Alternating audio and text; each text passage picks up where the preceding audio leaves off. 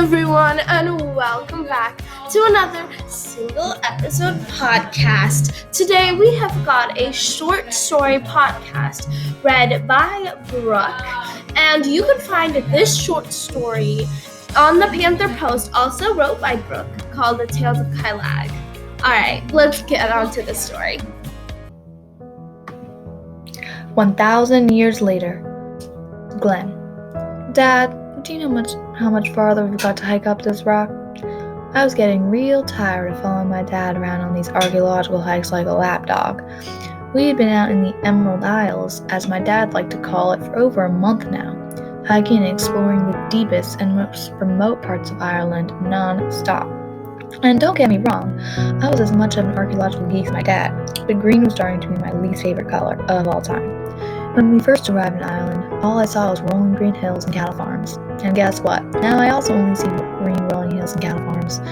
Though I did have some hope for this next hike of ours. My dad heard of this ancient cave, rumored to be the source of all magic in the world. Not that magic is real, or that I believe it's real. So we had taken the next buggy out of that small town in the middle of nowhere, to an even more remote place. I had been excited about this trip, not because of the weird magical rumors, but because I was hoping to find some cool gems or rocks I could add to my collection. We had been hiking for what felt like hours, though, with no sign of the mysterious cave. Dad, why couldn't we have gone a guide? I complained. We aren't getting anywhere. We had tried getting a guide, but my dad insisted we find this ourselves to make it feel like more of an accomplishment. I think the real reason was that none of the people we had asked had wanted to even accompany us here. Some even told us to drop it and said we would be fools to go wandering in that country. That wasn't the most reassuring thing to hear. The locals here must be pretty afraid of whatever's in this forest. Dad had been fiddling with this ancient compass he had got at an antique store in a previous town, trying to make it work. Well, that won't do us any good, son. It's broken, he said, slipping the compass back into his pocket. I sighed, knowing this would be a long day. Let's just use the sun as a guide to tell us which way north is. But as we looked up into the sky, I realized I could barely see the sun anymore. The foliage was so thick, only a couple of measly rays of sunlight could penetrate it. The forest was also darker and chillier than it had been before. A growing sense of unease formed in my stomach. Dad, I said slowly and cautiously, afraid that the slightest movement might alert an evil creature lurking in the increasingly growing shadows. Now we're really lost. What are we going to do? Panic creeping into my voice. Well, son, all we gotta do is hope we find that cave. That'll at least give us some idea where we are. Now I was more desperate than before to find this site. If we kept walking, we would surely come across something hinting at where it might be. We walked on, and about half an hour later, we found a cave. Is this it, Dad? I got to admit, I was kind of disappointed. There's just a hole in the side of the ground and an overgrown clearing. I think it is. Let's see if we can get in, he replied. We made our way through the thicket of brambles and thorns and other plants I seriously had no idea the name of. Finally, we got to the entrance of the cave.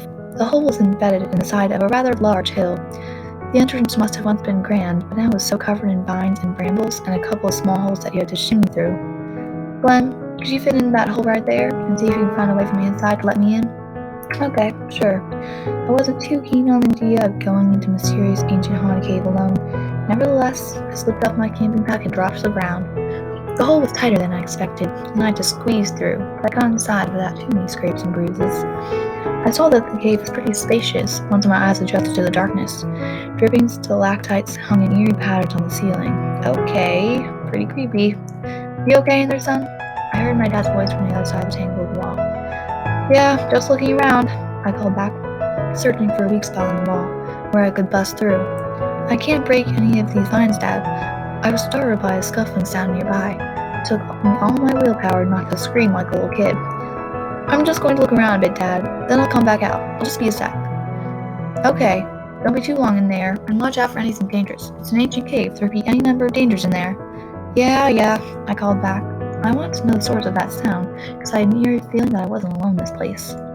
The cave was full of a surprising amount of wildlife. You would think that because sunlight couldn't penetrate this place, that it would be empty and cold, but it was full of strange plants I had never seen before. And was that a warm breeze? I shivered. This all felt wrong. Something was off about this place. I was about to make my way to the back entrance when I heard the scuffling noise again. I crept deeper into the cave, following the noise, leading me to a low mound of a thorny plant by the rocky wall. Aha! It was just a mouse running in and out of its nest. I started making my way back towards the cave entrance again, when suddenly the ground beneath my feet collapsed and I plunged deep into the ground. I tumbled down a rocky and bumpy tunnel, probably getting a million bruises, and screaming like an idiot all the way down. I landed on a soft mound of earth. My cries for help were quickly silenced as I took in my new surroundings. I stared up in awe of what I saw. I must have fallen through some sort of tunnel because I was now in a completely different cave from the one above. I felt as though I'd fallen into another world. This cave was brimming with life and beauty. Towering trees reached up into what seemed like an endless sky. The soft, mossy ground was dotted with flowers, ferns, and mushrooms out of a fairy tale. Mythical-looking plants covered the ground, and were those animals? There were rabbits, foxes, more mice, and other small creatures scurrying about. I couldn't see the ceiling, but it seemed to go on forever, and glowing orbs of light floated around, lighting up its surroundings. I staggered to my feet, finding myself walking towards a more open and spacious part of the cave. A small burbling stream wound its way through the majestic trees, flowing with crystal clear water.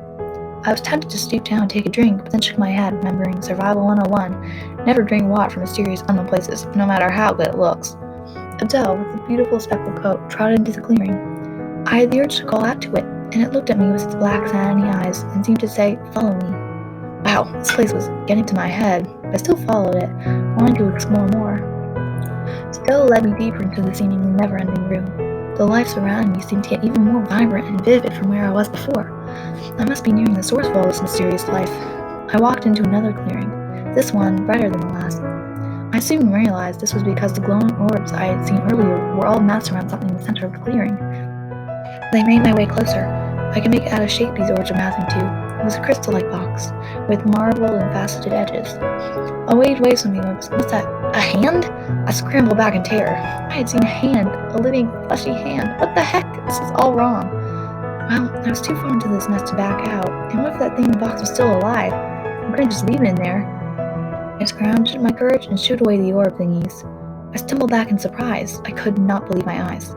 There was a girl, about my age it looked like, sort of floating in the crystal box.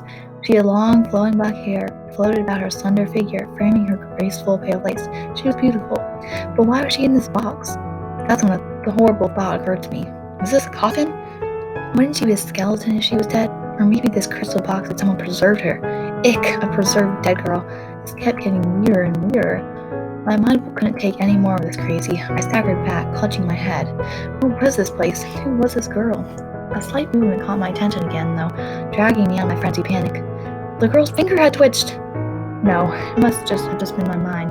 But no, it twitched again. Could she possibly be alive? If she was, maybe she would know where we were, and a way to get out of this place.